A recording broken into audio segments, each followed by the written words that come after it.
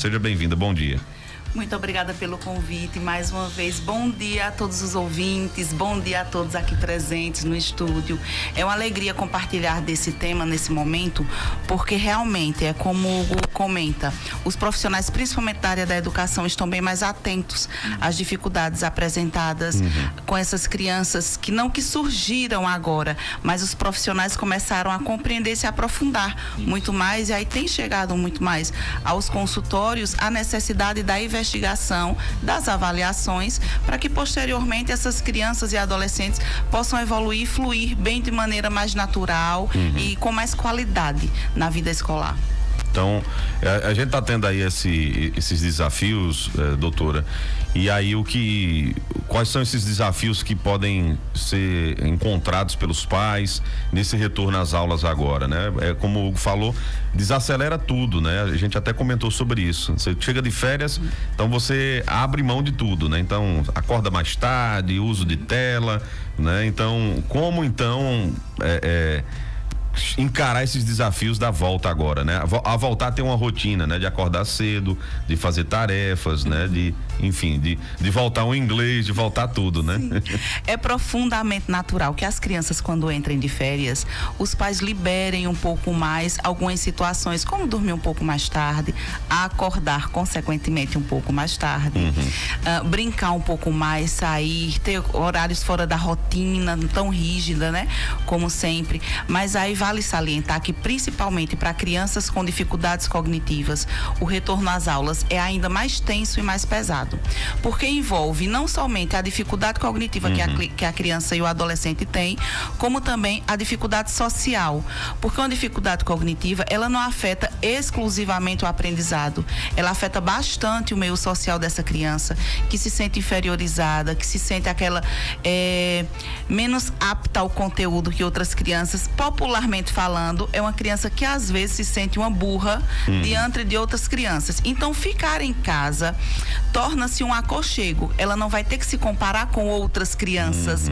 Ela está ali no meio das pessoas que sabem, não é? Numa situação, vivenciar muito bem qual é o problema e a dificuldade. Principalmente, por exemplo, criança que está com a dificuldade de leitura, criança com dificuldade ainda de escrita, né? Então, esse tipo de dificuldades, quando ela tem esse recesso, ela se sente mais resguardada, né?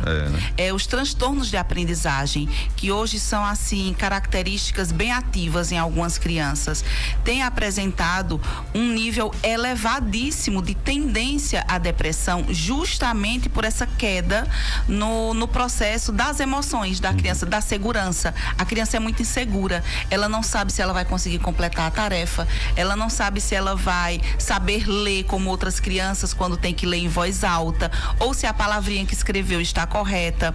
E aí ela acaba se retraindo. Várias crianças, inclusive, quando chegam ao consultório, uma das primeiras queixas trazida pelos pais ela não quer ir para a escola. Minha criança não quer mais ir para a escola. E era uma criança que gostava bastante de ir à escola, não deu trabalho para ficar nos primeiros anos escolares, mas olha só que diferença. Os primeiros anos escolares, que tipo de atividade se faz? A pintura, os encaixes, o modelar. Que é justamente para desenvolver a coordenação motora, né? Isso mesmo. E aí, quando os níveis começam a se elevar, quando começa o letramento, a criança começa a apresentar as dificuldades, e aí começam a surgir esse recuo na vida escolar da criança. E vários pais acreditam ser preguiça. Muito natural isso vir por parte dos pais. É uma criança preguiçosa, quero que trabalhe com ela, para ela parar dessa preguiça. Essa preguiça precisa sair da vida dos meus filhos. Só que nem sempre é uma preguiça que essa criança apresenta. Às vezes é um transtorno de aprendizado, às vezes é uma dificuldade cognitiva que precisa ser trabalhada de uma maneira específica para que a criança volte a se segura e evolua. Eu mesmo, eu sofri muito com isso, até o diagnóstico de TDAH, né? E eu não entendia, né? Hoje já vou fazer 42 anos, mas hoje é que eu vim entender o porquê daquele tempo, né? Porque falava, mas Hugo, todo mundo conseguiu ler o livro até o final, você não consegue, né? Todo mundo conseguiu tirar aquela nota máxima e você não consegue, e aquilo assim, ficava batendo aquilo e eu ficava, né, angustiado por não, hoje eu entendo bem mais tranquilo em relação a isso, mas eu imagino, né? Porque os desvios de atenção, Porque os desvios de atenção, aí depois aí foi que eu fui entender que eu fiz o meu curso a minha graduação de enfermagem sem levar um caderno, porque aí eu fui entender que eu era visual, então eu não conseguia escrever nem marcar como todo mundo marcava, eu ficava sem entender por que todo mundo estudava escrevendo, né? E eu falava fazendo anotações, né? Será que era diferente? Então essas coisas são bem importantes hoje e fico feliz em ser bem mais abordados, porque tem como ser identificado mais cedo, né? Então existe essa questão, né, do TDAH tardio, né, que foi muito sofrido, né? Hoje não, me deu bem, mas hoje eu consegui entender muitas coisas que aconteceram e tento intervir. Não sou profissional capacitado, né, para isso, mas fico feliz com essa atuação de identificar, né, o quanto antes. Exatamente. Aí, porque é a preguiça, né? Então o nome era o preguiçoso. Ou então tá acontecendo alguma coisa na escola. Tá acontecendo alguma coisa com a escola, você não quer nada com a vida. E às vezes ficava intrigado assim, tá, mas você não leva um caderno pra escola, você sai mais cedo, e por que sua nota é boa? Eu disse, tá, até isso agora também era assim também. Então são coisas que, esses questionamentos que, graças a Deus, eu levei sempre não fiquei muito focado nisso, mas isso aí, dependendo da pessoa, ela pode absorver de outra forma e se retrair, como a doutora tá falando, né? Não querer mais ir pra lá, porque ela sabe que se for pra lá, quando chegar em casa vai ter algum tipo desse de comentário, e ela ficando em casa, ela tá na zona de conforto, né? Ela tá protegida, ela né? Então assim, é bem interessante essa abordagem. Isso é interessantíssimo. Uma outra questão que eu acho bem interessante, e a gente até pedir essa orientação da doutora Ana Estevão, é o seguinte: o Hugo falou muito isso, eu pegar esse gancho dele, mas olha, fulano faz isso, e por que você não faz? Então assim, eu vejo muito as comparações. Por exemplo, eu vejo muita mãe chegar para outra e dizer assim, aí dizer, olha, minha filha lê um livro completo. Aí disse assim, se tua filha ela já lê? Disse, não, lê não. Sabe, pois a minha com tal idade já sabia ler. Então assim, é como se você pega o seu filho, aí você usa como parâmetro para poder fazer uma comparação que muitas vezes aquela criança tem alguma questão cognitiva, né, que impede dela fazer uma leitura completa, impede dela conseguir fazer rápido alguma atividade. Então é também ruim essa comparação. É complicado. Ou é exagero meu, doutora? Realmente não favorece de forma alguma a criança, inclusive pais compararem os filhos. A criança precisa ser avaliada por si só, qual é a habilidade daquela criança, porque inclusive nós, seres humanos, inclusive os adultos, nós não temos todas as habilidades. Nós devemos ter algum amigo que faz cálculo muito bem de cabeça, mas nem todo mundo faz cálculo muito bem de cabeça. Então por que você não faz cálculo igual a outra pessoa? Por que você não se sente cobrado também? Então por que cobramos as nossas crianças? Quando aprendemos a identificar a dificuldade da criança, cessamos essa necessidade de fazê-la ser igual a outra, porque aí nós começamos a entender que ela precisa ser melhor no que ela ainda tem dificuldade. Então, o quanto ela é melhor para ela mesma, qual é a dificuldade dela? Claro, se um irmão ou uma irmã está no nível um pouco mais à frente, maravilha, isso é ótimo, que inclusive esse irmão, essa irmã pode também auxiliar na demanda daquela pessoa, daquela criança que tem dificuldade. Mas aí comparar e querer que ela esteja nivelada aos outros é impossível, porque até enquanto adultos nós não estamos nivelados aos outros. Eles podem ser gêmeos, univitelinos, jamais. Isso mesmo. Vai ser a mesma coisa. Né? Então, olha, comparar crianças e adolescentes não é bom, porque acaba desfavorecendo o processo da crença que ela traz sobre ela mesma. Então, eu não sou tão bom quanto o outro. Mas ele precisa ser bom no que ele percebe que seria bom para ele. E não bom porque o outro é bom naquela situação. Então vamos assim tentar frear, não é, essas questões, e quando um filho tiver dificuldade, tente entender qual é a dificuldade do filho, antes mesmo de julgar. É como o Hugo comenta. Porque geralmente quando falamos em dificuldades de aprendizado, né, nos direcionamos muito para dislexia e descalculia. Mas não é somente isso. Os transtornos de neurodesenvolvimento também trazem questões muito relevantes a respeito da dificuldade do aprendizado. E aí o TDAH, o autismo e tantos outros podem ser vistos também como situações não somente que impactam o social, que todo mundo pensa que a dificuldade de quem tem TDAH é porque socialmente é uma criança muito hiperativa, é uma criança muito desatenta, e não é somente isso. Traz questões internas que mexem com o indivíduo. Então, aprender a entender o que tem por trás. Por isso o diagnóstico é tão importante. O diagnóstico não serve para taxar alguém, não, mas eu não quero saber, não importa o que ele tenha, o importante é que ele aprenda. Não, é importante saber o que ele tem, porque à medida que se sabe o que se tem, até os profissionais da educação vão saber também como lidar, porque em cada situação o acompanhamento é específico. Se pegamos uma criança com a dislexia mesmo, é muito importante, né? Muita gente imagina que o fono só é para aprender a falar, mas a fonoaudiologia também é para aprender a entender o que se fala. E aí é muito importante que uma criança com dislexia mesmo faça um acompanhamento fonoaudiológico. Caso contrário, ela vai ter muito mais dificuldades com essa fase, não é? De compreensão de letras, de sons. E aí, se não existe um diagnóstico específico, como vai haver esse entendimento? É verdade. Dislexia, doutora, para quem está escutando a gente aí, que não... Esse palavrão aí, o que seria dislexia? Veja, um transtorno de aprendizagem. A dislexia, ela é caracterizada não somente, por isso que eu vou falar, gente, olha, é muito delicado fazer o diagnóstico. Por quê? Às vezes as pessoas leem na internet e se identificam com as coisas. Já diz, eu tenho, então, pronto.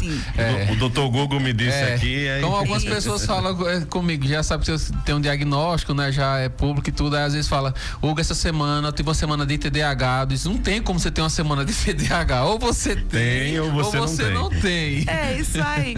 Mas na dislexia, os profissionais e pais, quando perceberem a dificuldade de leitura e escrita dessa criança, precisam ficar atentos a uma presença de medo. A criança tem somente medo de falar, por isso não aprende. Ela é desatenta, tem TDAH, por isso não aprende, não. Ela está ali, ela consegue, ela quer aprender, mas ela não consegue decodificar as letras e os sons. Então, ela escuta a palavra trave. A professora pede para ela escrever trave. E a criança escreve TAVI. TAVI.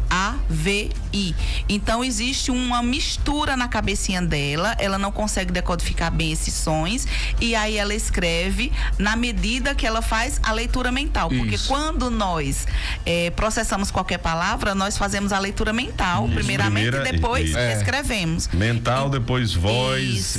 Só que para fazer esse processamento mental, nós temos que ter uma boa escuta, né? Um bom entendimento do que escutamos. E quem tem dislexia não compreende. Outro fato interessante, então, ela não conseguiu escrever. E para ler, ela tem dificuldade na pronúncia de alguns sons de letras. Então, ela não vai também desbravar alguns sons da maneira devida. Acaba engolindo letrinhas, trocando, substituindo letras. Letras que você diz, como assim ela substituiu essa letra? T por V? Como assim? Mas sai passando por cima ali. E sai passando por cima. Outra visão muito importante para quem tem dislexia: chegar no final da frase e não entender o que leu. Então ela já lê, mas não sabe o que lê. Realmente não sabe o que lê, porque não compreende os sons. Então ela somente verbaliza as coisas. Por isso é tão importante. Aí, para que serve eu entender o que eu estou lendo? Como é que uma criança entende o probleminha de matemática se ela não compreendeu o que ela leu? Por isso que as notas caem. Então pronto, ela precisa se esforçar para entender, gente. É uma dificuldade neurológica. Não é porque ela não quer se esforçar, pelo contrário. A grande maioria, 90% das crianças, que eu não posso dizer 100, mas 90% das crianças que trazem a dislexia e a descalculia são crianças que querem muito aprender. Mãe, eu quero muito, mas eu não consigo fazer. Então os pais precisam ficar atentos a esses sinais. Depois que percebem esses sinais, procuram, não é, o profissional para fazer uma avaliação neuropsicológica, e aí nós vamos vamos fazer todo o levantamento de dados a respeito através de testes padronizados. Então, fazemos o levantamento dos dados específicos das dificuldades e também das facilidades de aprendizado dessa criança, para compreender onde ela se encaixa, em qual diagnóstico específico ela vai se encaixar. E eu já observei também e li sobre isso, não sei se é verdade, me corrija, que essas crianças, quando você falou nessa questão de matemática, um exemplo, ele tá lá lendo um livro, ele não consegue, vamos dizer assim, desenrolar aquela questão e tudo, mas a partir do momento que ele vai para uma atividade que ele gosta lá, que ele tá com as caixinhas lá, ele consegue somar, dividir, ele, no mundo dele ali, que ele consegue entender, ele resolve muito bem, mas quando ele vai para aquela realidade ali, que ele tem essa dificuldade do entendimento, ele não consegue. Porque é justamente a dificuldade, não é? Ela se forma na estrutura numérica, na estrutura de letras. E não somente na função completa da cognição. É uma criança que não consegue um raciocínio pleno. Consegue. Se você pegar caixinhas, carocinhos de feijões e fizer continhas com ela que não exijam a numeração, ela não vai apareça o número e a letra, né? Não apareça um número e letra, isso mesmo. Tá de volta às aulas, né? Então volta aquela rotina. Então tem as dificuldades e os pais precisam também ter um certo manejo, né? Para lidar com as dificuldades de cada criança, né? Então, é muito importante. E nada de comparação, né, doutora? Nada de comparação. Nada de comparação com outras crianças, porque cada um tem, né? Tem criança que aprendeu a ler com 3 anos de idade, já sabia ler, né? Tem outras crianças com 6 anos, né? Então, você não pode comparar, né? Não existe um padrão, né? De crianças, né? Todas têm que ser aquela mesma coisa, né? Então é muito importante isso. Vamos dar uma passada aqui pelo nosso WhatsApp, né? Deixa eu ver aqui se ele destrava. Olha, tá dizendo, ó, quem tem 3 filhos, sempre existe essa comparação, né? Sabendo que não é favorável. Hoje em dia estão diagnosticando sem investigar, né? Vejo muito isso no meu consultório, né? Em uma primeira consulta dando diagnóstico precoce demais. Ela é sua xará, Ana Carolina Sampaio, que é fonoaudióloga, esposa do nosso amigo Hugo, né? Que tá ouvindo a gente também, um grande profissional da área de fonoaudiologia, e ela tá trazendo esse relato também, né? Dessa questão de muita gente fazer um diagnóstico sem investigar, né? Das coisas, né? É muito importante também colocar isso, que existe todo um trabalho, né, doutora? Todo um trabalho, e nós entendemos, inclusive, que existe a ansiedade dos pais, porque também às vezes colabora para o profissional que não deveria, numa única sessão ou num único atendimento, já fechar um diagnóstico. Mas às vezes a ansiedade dos pais, que ficam angustiados e querem logo um resultado para saber e como vão tratar, colaboram para esse diagnóstico precoce, mas não deveria ser elaborado dessa maneira, porque não existe uma marcação visível para que identifiquemos o que realmente uma criança tem, sem que a coloquemos de frente com dificuldades que ela expresse. E para isso é necessário a aplicação de inúmeros testes. Não tem, eu sempre digo assim, gente, olha, não vem escrito um rótulozinho na criança, TDAH, dislexia, autismo, não vem. E nem existe um outro tipo de marcador. Vou fazer um exame de sangue e vai dar lá no examezinho de sangue dela que ela traz tal dificuldade. Também não tem. Então é uma investigação bem cuidadosa que precisa ser feita para que esses diagnósticos assim não venham a desfavorecer a criança ao invés de colaborar. Isso é muito importante colocar, né? Para não prejudicar, né, todo esse trabalho. A gente está falando também, doutora, sobre a questão dessa volta às aulas, mas dentro do ambiente escolar, né, precisa também ter vamos dizer assim, um manejo, um cuidado com essas dificuldades, porque se a gente for observar um professor hoje numa sala de aula, vamos dizer, em média um professor tem 20 a 30 alunos dentro de uma sala de aula. E você lidar com a dificuldade de 30 pessoas, né? 30 seres ali, não é fácil, né? O professor, ele muitas vezes não, ele é um guerreiro, né? Então, assim, fica tem um pouco de dificuldade, por isso que eu vejo hoje que muitas escolas já tem hoje um psicopedagogo, tem consultas com psicólogos, né? Justamente para ajudar, né, a entender muitas vezes as dificuldades de cada aluno. Sempre vai ter, né? Aquele aluno que pega bem, tem aquele que é igual o padrão Hugo, né? Que não leva caderno, não leva nada, mas é bom de memorizar, bom do visual, né? De aprender com a aula, né? Tem outros que precisam de se escrever, então, assim, tem várias dificuldades. Então, também é importante falar um pouco de como tem esse manejo dentro da sala de aula, né? Isso mesmo. As escolas realmente têm se preparado e se equipado bem mais, tanto em termos de melhorias do material quanto de pessoal. Isso nos ajuda bastante. Agora, precisamos entender que algumas crianças elas vão precisar assim, de uma atenção e um cuidado específico.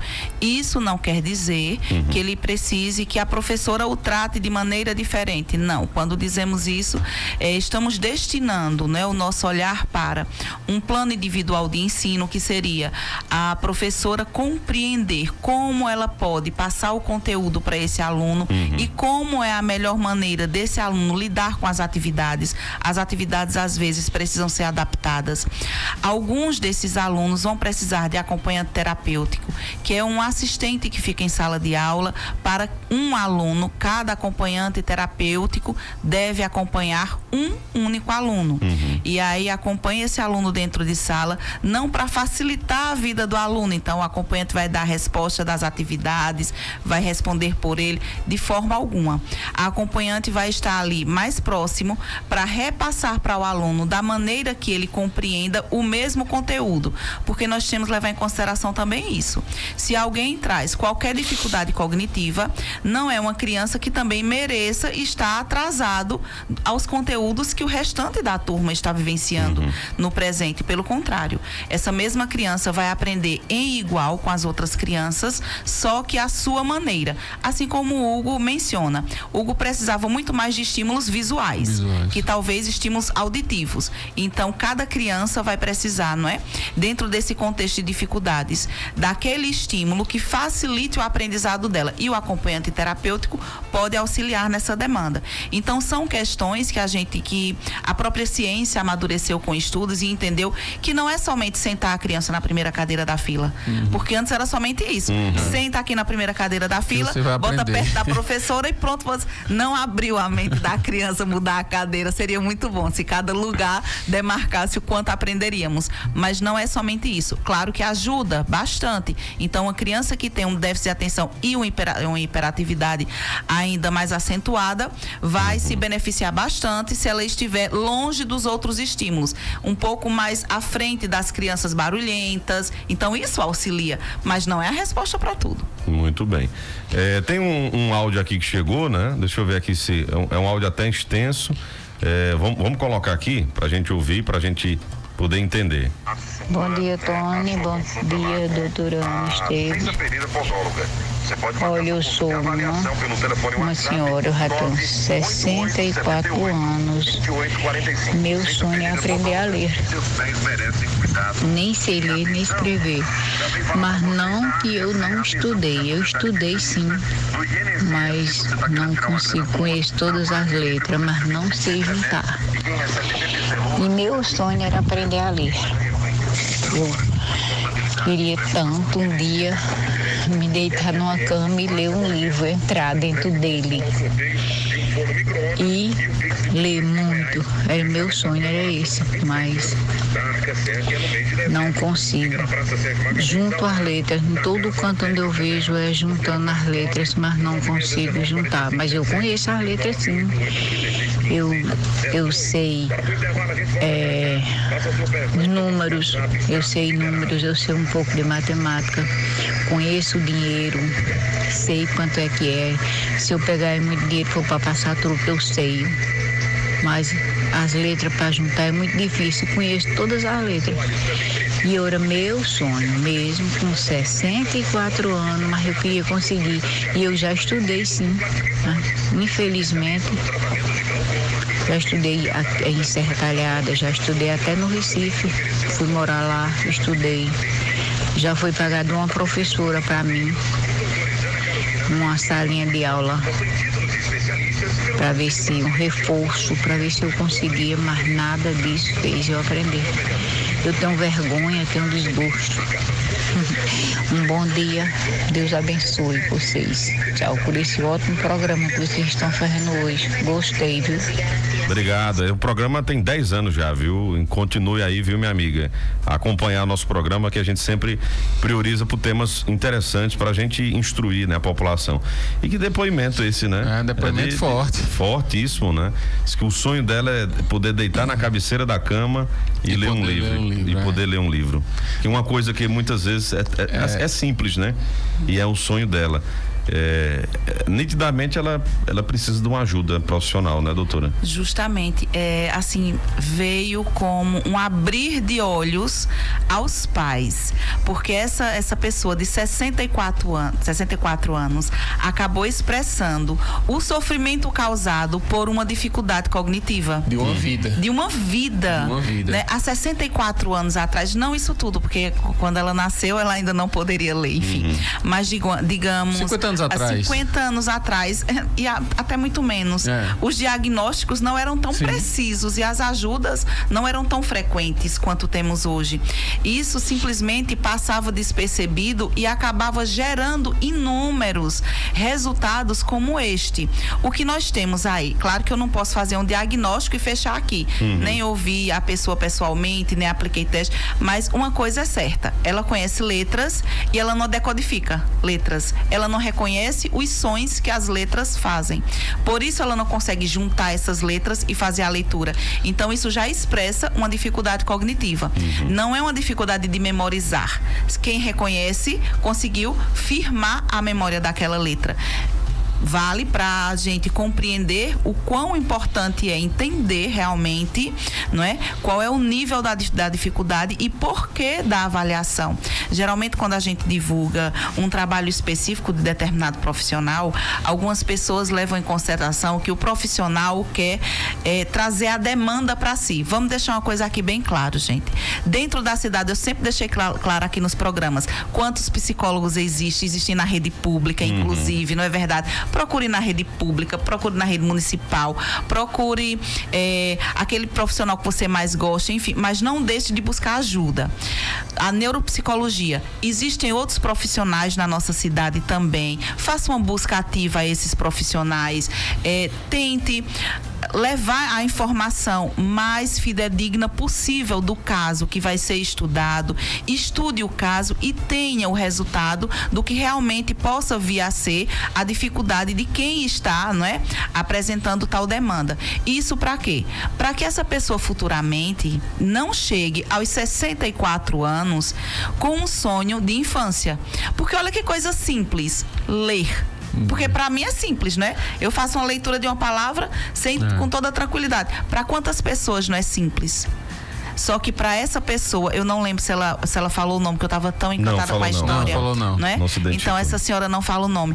Então não é tão simples assim. Ela é simples para mim porque não é minha dificuldade. Ela é simples para Hugo porque não é a dificuldade dele, para Tony também. Mas para essa senhora não é tão simples. Exatamente. Então não e que ela está representando uma gama de pessoas que existem aí que que não entraram em contato com a gente, mas que existem, né? Inclusive exatamente. Uma gama de crianças que choram porque não querem ir para a escola, porque elas sabem quais são as letras, mas não sabem juntar essas letras. E não conseguem ter essa fala para os pais, isso, né? E se sentem constrangidas dentro do ambiente da sala, que tem outras crianças que já sabem e que ela vai se sentir envergonhada. E elas ficam porque sem entender, não tem a maturidade de entender o que está acontecendo. O que está acontecendo. Inclusive, essa senhora, ela fechou em todos os aspectos. Ela fala da necessidade que ela tem, do sonho que ela tem e do quanto emocionalmente esse sonho impacta ela. Não é que ela disse, eu tenho vergonha de não não saber ler. Então ela chega num ambiente em que todo mundo recebe uma folhinha e ela não sabe o que fazer com a folhinha. E talvez até ela finja, talvez, eu não sei, não conheço a senhora. Às vezes na igreja, ela finja, né? Todo mundo dá aquela folhinha da igreja. Está com aquela folhinha como quem sabe ler, mas não consegue compreender essa leitura. E coisa, isso, né? Aí não chegando aos 65 anos, né? 64 que a senhora falou, mas como professor universitário, né? Eu percebo isso. Então eu tenho uns alunos lá que estou com uma certa disciplina e estou lá com 40 alunos, 50 alunos lá, e eu percebo de cara aqueles alunos que têm essa dificuldade, mas eu fico numa situação bastante complicada, porque supostamente quem chega a fazer um vestibular, quem chega a uma universidade, eles foram aprovados no ensino, na alfabetização, né? Primeira fundamental, científico, médio, científico, tudo. Então a gente entende que eles viram todas as matérias e foram aprovados. Quando chega pra gente poder colocar isso aí pra frente, aí eu percebo em algumas instituições que eu ensino, existe um trabalho que a gente identifica esses alunos e a gente faz um trabalho à parte para tentar nivelar eles, porque é bastante complicado. Imagina você numa sala de 50 alunos, a gente já tá lá na frente, a gente já tá cobrando algo lá na frente, e eu tô percebendo que tem alguns que estão ficando para trás, mas não é porque eles querem, é por causa dessa dificuldade. E aí a gente aciona um setor dentro da instituição para poder fazer um trabalho com eles, mas porque senão não tem como o professor, se eu colocar tudo para andar igual, vai dar errado lá na frente, porque eu vou ter que reprovar metade da turma, mas eu sei que não é porque ele não quer, porque ele não sabe. São as dificuldades, porque eu sei que eles têm, eu não sou profissional como você, Ana, que eu vou saber identificar, eu sei que tem alguma coisa de errado, né, de algum tipo de transtorno, eu não vou saber qual é, mas já é um começo, né? Então assim, isso não vai refletir também não só nessa questão de 60 anos de idade, mas se os pais não tiverem essa consciência que a Ana está falando aqui agora, eles vão entrar na universidade, vão tentar fazer um concurso aí, tudo, vão para um cursinho desse da vida e não vão conseguir. Se entrarem lá dentro, eles não vão concluir uma faculdade. E vai ser pior. Imagina você passar 5 anos lá dentro, você reprovando disciplina, tudo, os pais pagando, investindo, tendo, né, perdendo esse tempo todinho, e porque não fez esse trabalho bem antes, né? Claro, nós estamos falando sobre crianças que é a volta às aulas, mas foi interessante você tocar nesse assunto, porque o número de adultos que tem buscado a avaliação neuropsicológica aumentou significativamente. E sempre que fechamos o diagnóstico e que repassamos, né, nós fazemos uma devolutiva após o fechamento de diagnóstico, fica claro a expressão verbal e do olhar desse paciente afirmando se compreender desde então. Agora eu compreendo o que eu tenho. Agora eu entendo por que eu vivo isso. Não vai mudar. Ele vai continuar tendo dificuldades e tendo que melhorar essas dificuldades. No entanto, ele vai entender por que essa dificuldade existe na vida dele e não vai se sentir tão fora do mundo quanto ele se sente quando não sabe o que existe dentro de si. É verdade. Doutora, e para resumir tudo que a gente falou, né? Qual seria uma dica valiosa para os pais nessa volta às aulas, né? Para também compreender, né, as dificuldades dos filhos nesse ambiente escolar, né? Claro, eu acho que o que fica também é essa questão da comparação, né? Tentem ao máximo não fazer isso, porque você acaba prejudicando mais ainda, né, o seu filho, sua filha. Mas enfim, o que é que a gente pode trazer como mensagem final do que a gente tratou hoje aqui no programa? Os pais precisam realmente ficar atentos às suas crianças e adolescentes para conseguir direcionar a necessidade dessa pessoa, desse filho, para o que ele realmente precisa. Se precisa de uma avaliação, se precisa de um diagnóstico, se precisa de um reforço escolar, enfim, a ajuda que ele precisa. Outro ponto muito importante que não chegamos a tocar, mas vai ser bem rapidinho, é manter uma rotina. Crianças e adolescentes precisam de rotinas, de hora de estudo, de tempo de estudo, de qualidade de estudo, principalmente aqueles que trazem as dificuldades cognitivas, levando em consideração que crianças que têm tem déficit de atenção e hiperatividade, em alguns casos eles precisam fragmentar as atividades. O que seria isso? Fazer em pequenos pedaços essas atividades. Ao invés de fazer a atividade que vai durar 1 hora em uma única vez, faz 20 minutos, a criança descansa 10 minutinhos, fazendo alguma coisa que não tire tanto do estímulo, manda para a TV de forma alguma, mas toma uma água, conversa um pouco com quem está auxiliando ali na tarefa, volta para a atividade, faz mais um tempo, até onde a criança consegue, espera um pedaço. Então vai fragmentando essa atividade para que ela consiga concluir. Outro ponto importante, eu tenho um monte de pontos, não vai dar tempo não. Os pais precisam andar junto com a escola, conversar bastante com os professores, compreender como podem ajudar, dar esse auxílio necessário. Não é só jogar lá para a escola não, né? A responsabilidade, né, doutora? A escola é uma instituição muito importante, mas não substitui o trabalho em conjunto. Então a criança vivencia parte da vida na escola, parte da vida em casa, e essas pessoas que são responsáveis por esses ambientes precisam se comunicar, inclusive para traçar estratégias. A escola pode solicitar como ajudar a criança em casa. Só um minuto. Os pais podem também orientar como a escola lidar com os filhos. Enfim, vai ser sempre esse trabalho em conjunto que pode evoluir muito mais, assim, na dinâmica de quem precisa de ajuda, né? Criança ou adolescente. E o mais, gente, não tenham medo de diagnósticos. Os diagnósticos, eles não servem para taxar as pessoas. Está aqui o Hugo, que é uma prova clássica, né? Ele é diagnosticado com TDAH e nem por isso deixa de ser esse profissional tão exemplar, tão ético, que inclusive veio a ser elogiado, né, por um ouvinte. Isso nos prova que os diagnósticos não incapacitam o indivíduo, pelo contrário, ele ajuda o indivíduo a evoluir cada vez mais, certo? Então nós não podemos ter medo do diagnóstico. Muito bem. Doutora Ana Estevão, muito obrigado por ter vindo. Quem quiser encontrar para bater um papo, para conversar, né, com a doutora, aonde lhe encontra, fica à vontade para dizer pra gente. O Espaço Neuropsi fica localizado aqui na Concha Acústica, facinho de encontrar aqui no centro de Serra Talhada, na mesma calçada do Marias Recepções, que eu acho que muita gente conhece.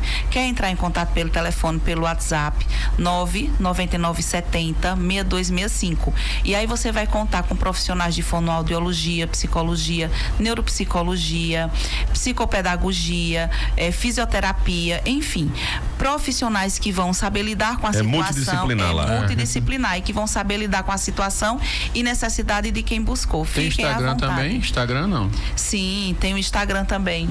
É o @, acho que neuropsi multidisciplinar, alguma coisa assim, né? Eu vi lá que vocês marcaram, pronto.